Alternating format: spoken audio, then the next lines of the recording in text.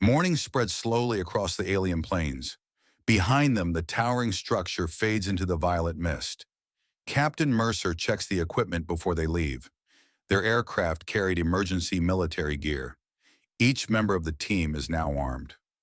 Sergeant Mark Rains carries a compact M4 carbine rifle, fitted with a tactical flashlight and holographic sight. Two extra magazines hang from his vest. Lieutenant Sofia Alvarez carries a 9mm service pistol and a portable motion scanner taken from the aircraft's emergency kit. Captain Mercer takes the second carbine.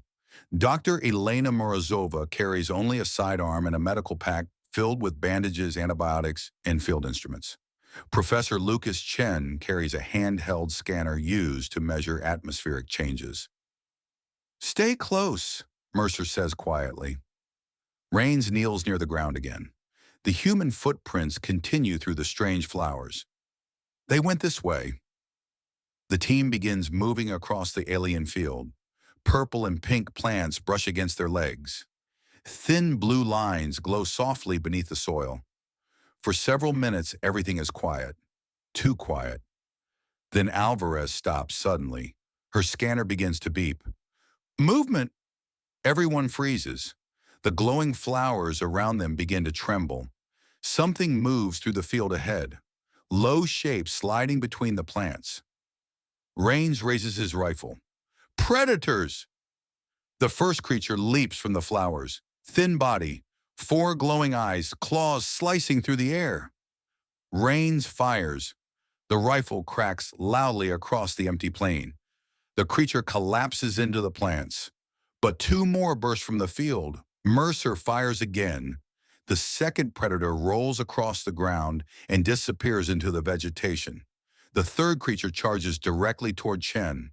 Alvarez pulls him aside just as the predator lunges. Rains fires a final shot. The creature falls only a few meters away. Silence returns. The team breathes heavily. Morozova checks everyone quickly. "No injuries." Professor Chen looks down at the fallen creature. "These animals, they're hunting in packs." Rains nods grimly. "And they're not the only ones." Suddenly, the blue lines in the soil begin glowing brighter. The plants around them lean sharply in one direction. Professor Chen stares at the ground. The plants are reacting to something. A deep vibration moves through the earth. Far away in the mist, a massive shadow rises above the alien forest, much larger than the predators. Mercer looks toward the distant hills. "That's the thing that was chasing the survivors." Rains reloads his rifle. "Then we better find them first." The team continues across the alien plain. Purple and pink flowers sway gently around them. Thin blue lines glow faintly beneath the plants, running through the soil like veins of light. Professor Lucas Chen kneels beside one of the flowers. He touches the glowing stem carefully. "These plants are reacting to something," he says quietly. Captain Mercer scans the horizon. What kind of reaction? Before Chen can answer, the blue lines beneath the ground begin to glow brighter. The light spreads through the field in long, flowing patterns. Sergeant Rains notices it first. "Captain, look." The glowing lines pulse again, stronger now. The flowers tilt in the same direction, bending as if pushed by an invisible wind. Chen stands slowly. It's not wind. The plants are responding to movement. Lieutenant Alvarez checks her scanner. Something is approaching. The blue light intensifies. The entire field begins glowing brighter and brighter. Professor Chen's eyes widen. It's a warning system. These plants are detecting predators. The glowing lines suddenly surge toward one area of the field. The flowers collapse outward. Something is moving fast beneath them. Sergeant Rains raises his rifle. "Contact!" A predator bursts from the glowing plants. Then another. The field of flowers flashes bright blue as the hunters charge. Captain Mercer shouts, "Defensive line!" Gunfire echoes across the alien plain. The predators leap between the glowing plants. The flowers pulse wildly with light, warning the entire field that danger has arrived. One predator lunges toward Professor Chen. Lieutenant Alvarez pulls him aside just in time. Sergeant Rains fires. The creature crashes into the glowing plants. Another predator leaps high above the flowers. Mercer fires a short burst. The creature falls heavily into the field. Slowly, the blue glow of the plants fades again. The predators retreat into the distant vegetation. Sergeant Rains exhales. Clear, for now. Captain Mercer studies the horizon. Move out! The team continues across the alien plain. After nearly an hour, the glowing flowers begin to thin. Ahead of them, a strange blue glow spreads across the valley. They reach the edge of a rocky slope. Below them flows a vast river. Its water shines deep blue like liquid light. The current moves slowly, glowing beneath the alien sky. Professor Chen stares at the water in amazement. Incredible. The entire river is bioluminescent. Sergeant Rains scans the shoreline carefully. We'll have to cross. Lieutenant Alvarez kneels near the edge. Her scanner begins to beep. The blue plants along the riverbank suddenly flare bright, much brighter than before. Chen's voice becomes tense. The plants are warning us again. The glowing lines beneath the soil pulse rapidly. Sergeant Rains narrows his eyes at the water. The river surface trembles. A dark shape glides slowly beneath the glowing current. Long, massive. The water bulges upward as the shape approaches the shore. Captain Mercer steps back. That thing is huge. The glowing river erupts as the creature rises. A massive armored body breaks the surface. Its long neck lifts from the water. Rows of glowing sensory ridges pulse along its sides. The creature opens a wide jaw filled with curved teeth. Water crashes against the rocks.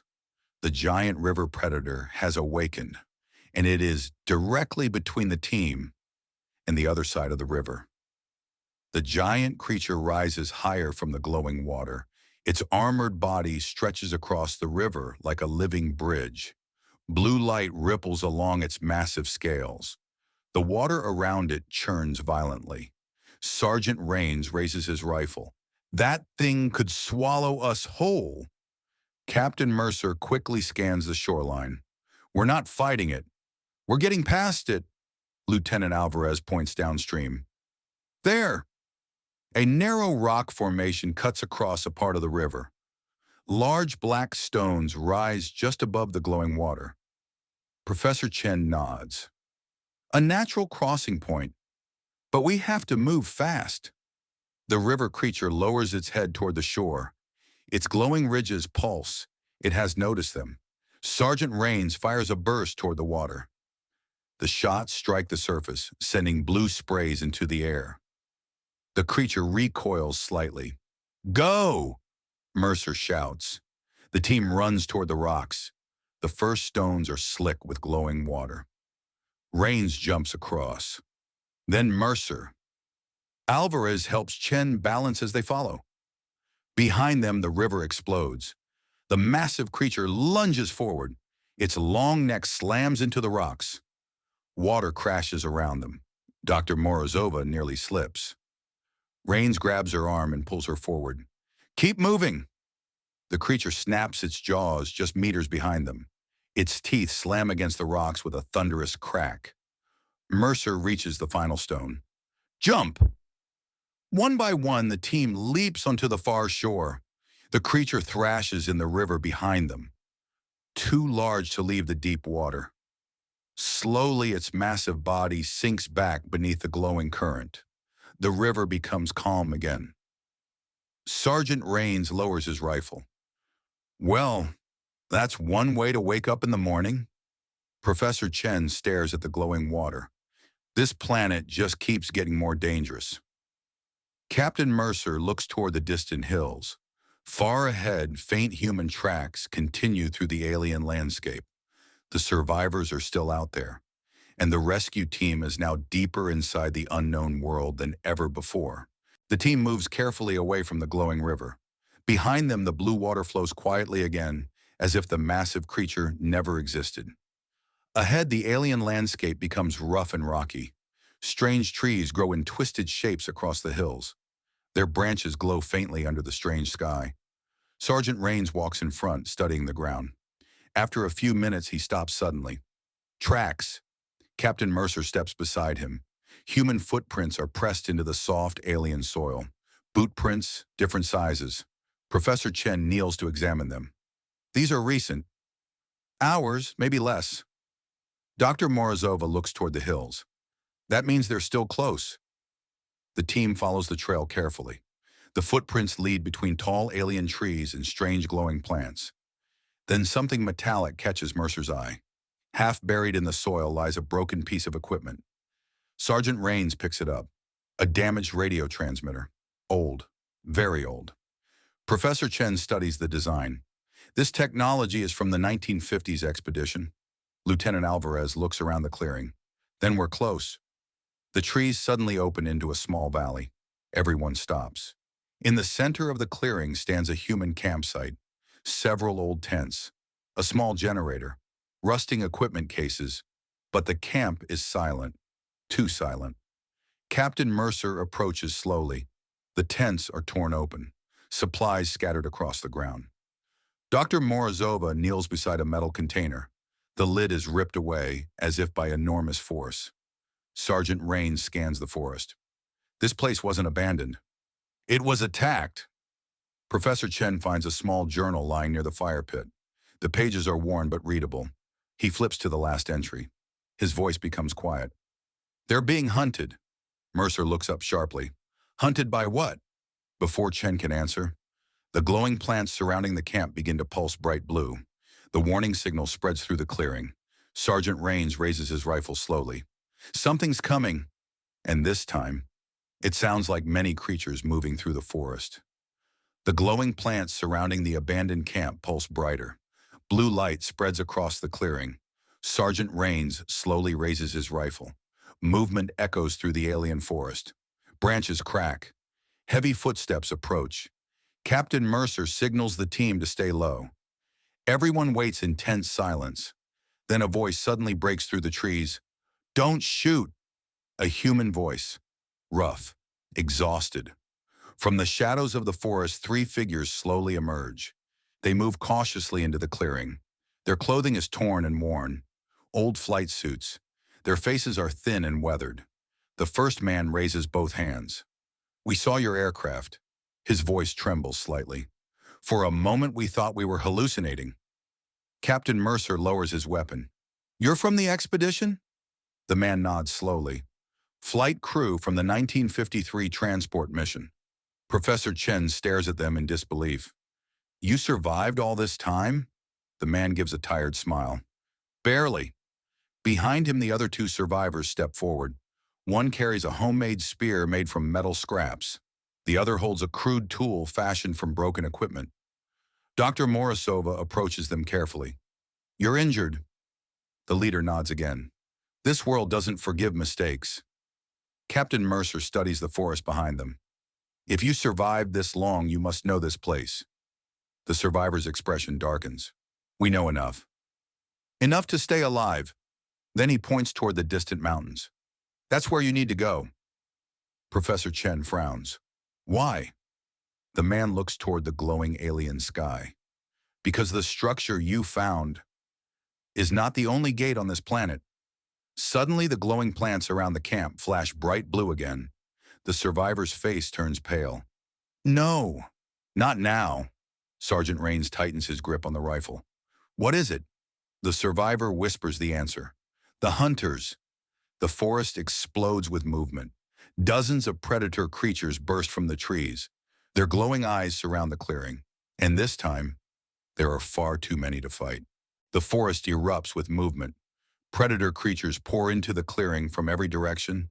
Their glowing eyes flash through the alien trees. Sergeant Rains fires first.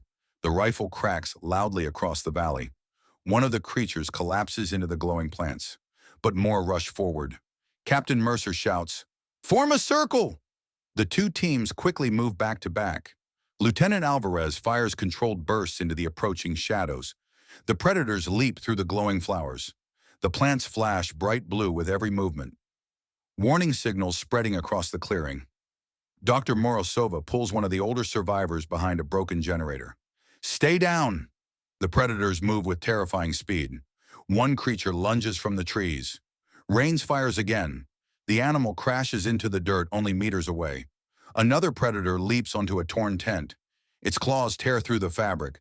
The survivor with the metal spear strikes it in the side. Captain Mercer shouts, "Push toward the rocks!" The team slowly retreat toward a line of large stone formations at the edge of the clearing. The predators circle them, waiting for weakness. Suddenly, the glowing plants surge with intense blue light. A deep vibration rolls through the ground. The predators freeze. One by one, they retreat into the forest. The clearing becomes silent again. Sergeant Rains lowers his rifle slowly. What just happened? The older survivor breathes heavily. They do that sometimes. They leave when the ground starts to hum. Professor Chen looks down at the glowing soil. The entire ecosystem reacts to something beneath the planet. Captain Mercer turns to the exhausted survivors. Now we talk. The two groups gather around the abandoned camp. Dr. Morozova checks the wounds of the survivors. Professor Chen examines the old equipment. The leader of the 1953 expedition watches them quietly. You said your aircraft came through the storm too. Captain Mercer nods. Over the Bermuda Triangle. The man sighs. That storm took us here last year. Professor Chen looks up sharply. Last year? The survivor nods. We've been trying to reach the structure ever since. Silence spreads across the camp. Finally, Captain Mercer speaks carefully. There's something you need to understand. You didn't disappear last year. You disappeared in 1953. The survivor laughs nervously. That's impossible. Professor Chen kneels beside the broken radio transmitter. The gate bends space and time. The world you landed on doesn't exist in the same time frame as Earth. He draws two lines in the dirt. Time on Earth keeps moving forward. But inside the gate network, time moves differently. The survivor stares at him. How long have we been gone? Captain Mercer answers quietly. More than 70 years. The survivors sit in stunned silence. The alien wind moves through the glowing plants around them. One of the older men whispers slowly, That means everyone we knew is gone. Professor Chen nods gently. Yes, but now we may have a way home. Far away in the alien forest, something massive moves again. A reminder that time is not the only danger on this world. Night slowly settles over the alien valley. The two groups sit quietly around the abandoned camp. The glowing plants pulse softly beneath the ground. Captain Mercer studies the worn faces of the survivors. You said you tried to return to the structure, he says. The leader of the 1953 expedition nods slowly. We made it there once. Professor Chen looks up immediately. You reached the structure? The man gestures toward one of the torn tents. Inside lies an old metal case covered with dust. He opens it carefully. From inside, he removes a thin metal plate. Strange symbols glow faintly across its surface. Professor Chen leans closer. This is not human technology. The survivor nods. We found it deep inside the structure. He places the plate flat on the ground. The moment it touches the soil, blue light spreads across the surface. The metal plate activates. A holographic projection rises into the air. Everyone stares in silence. Dozens of glowing triangular symbols appear in space above the plate. They form a vast network of lines connecting distant points. Professor Chen whispers in awe. A map. Captain Mercer studies the projection. Of what? Chen points toward the glowing triangles. Each triangle represents a gate, and every line connects one world to another. Lieutenant Alvarez slowly turns in place. How many worlds are there? Chen scans the projection. The network stretches far beyond the valley, far beyond this planet. Hundreds, he says quietly. Maybe thousands. The survivor from 1953 looks toward the distant mountains. We tried to understand it. But the map changes. Professor Chen nods slowly. The gates are moving, opening and closing across the network. Captain Mercer looks at the glowing projection. So Earth is only one point in this system. Chen points to a single triangle glowing brighter than the others. That one, the Bermuda Gate. The holographic network pulses once, and then something unexpected happens. A new triangle suddenly appears in the projection. A gate that was not there before. The light grows brighter. Professor Chen's voice becomes tense. That's impossible. Captain Mercer looks at the projection. What does it mean? Chen stares at the new symbol. It means another gate has just opened. The holographic map continues to glow above the metal plate. Dozens of triangular symbols pulse softly in the air. Professor Chen studies the projection carefully. That new gate shouldn't exist, he says quietly. Captain Mercer looks around the dark valley. Where is it? Chen zooms the projection closer. The glowing triangle moves across the map. Closer, closer to their position. Lieutenant Alvarez suddenly stiffens. Her scanner begins to beep rapidly. It's here! The ground vibrates beneath her feet. The glowing plants around the camp surge with bright blue light. The warning spreads across the valley. Sergeant Raines grabs his rifle. Everyone stand back. A deep humming sound rises from the ground. The soil begins to tremble. A circular pattern of glowing blue lines spreads across the clearing. Professor Chen stares in shock. It's forming a gate. The air above the ground distorts. Light bends like heat waves. Slowly, a triangular shape appears in the air. At first faint, then brighter. A gateway of pure blue energy. The same shape they saw in the sky. The same shape beneath the ocean. The Bermuda Gate. The portal expands. Energy ripples through the valley. Wind rushes toward the glowing triangle. Everyone shields their eyes. Inside the gate, something moves. A dark shape slowly emerges from the light. Sergeant Raines raises his rifle. Contact coming through. The shape grows larger, mechanical, angular, the outline of an aircraft. Captain Mercer stares in disbelief. That's a plane. The aircraft falls through the gate and crashes into the glowing field. Metal screams against the alien soil. Dust and glowing plants explode into the air. The portal flickers violently, then collapses. Silence returns to the valley. Captain Mercer steps forward slowly. His voice is barely a whisper. That plane just came from Earth. The valley slowly grows quiet again. The glowing plants settle into their soft blue pulse. Smoke rises from the wreckage of the aircraft. Twisted metal lies scattered across the alien field. Captain Mercer studies the damaged fuselage. That was a rough landing. Sergeant Raines scans the surrounding darkness. Stay sharp. We don't know who or what came through that gate. The team moves cautiously toward the wreck. The aircraft lies half buried in the glowing plants. Its nose crushed against the ground. One wing torn away. Lieutenant Alvarez wipes dust from the tail marking. Her eyes widen. Captain? Mercer steps beside her. The military insignia is unmistakable. A modern aircraft. The same type used by Earth's Military Transport Command. Dr. Morozova whispers softly, that plane could be from our world. Professor Chen studies the serial number on the fuselage. This model wasn't even built until recently. Sergeant Raines approaches the open side hatch. The metal door hangs loose, as if it was forced open during the crash. He raises his weapon. Hello inside. No answer, only the sound of alien wind across the broken hull. Mercer gestures forward. Let's check the cockpit. The team climbs carefully into the dark interior. Loose cables spark faintly. The control panels flicker with dying lights. Captain Mercer reaches the pilot's seat. His face becomes tense. The cockpit is empty.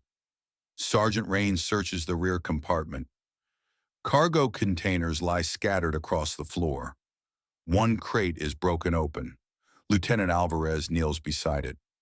Medical supplies. Dr. Morozova examines the label. These are military emergency kits. Professor Chen notices something strange near the rear ramp. Boot prints, fresh, leading away from the aircraft. He points toward the open hatch. Someone survived. Captain Mercer looks across the alien valley. The glowing plants stretch endlessly into the distance. If they're out there, we need to find them before the predators do. Night returns to the alien world. The crashed aircraft stands silent in the glowing field. Inside the broken fuselage, the explorers gather around a small portable light. Captain Mercer studies the fresh footprints leading away from the wreck. They're heading toward the mountains. Sergeant Rains checks the darkness beyond the valley. Then whoever survived that crash is still out there. Professor Lucas Chen looks back toward the distant alien structure. The gate network is still active. And now another aircraft has crossed it. Dr. Morozova quietly closes the medical crate. This world is becoming more crowded. Lieutenant Alvarez studies the sky. Above them, unfamiliar stars shine over the strange planet. Somewhere beyond those stars lies Earth, but the distance between the worlds now feels much larger. Captain Mercer steps outside the aircraft. The glowing plants ripple across the valley like waves of light. Far away, something massive moves in the dark forest. The alien world is alive and watching. Mercer looks toward the distant mountains where the footprints disappear. Tomorrow we follow that trail. Sergeant Rains joins him at the edge of the clearing. You think the pilot knows where the gate leads? Mercer nods slowly. Maybe. Professor Chen steps beside them. But if another gate opened? It means something is changing in the network. The wind moves softly across the glowing plants. For a moment, the valley is peaceful. Then far across the horizon, a faint blue light suddenly appears. Another triangular glow rising in the distance. A new gate opening somewhere beyond the mountains. Captain Mercer watches the distant light and speaks quietly. This world is waking up. The Bermuda Gate had opened again, and beyond the mountains, another world might already be crossing into theirs.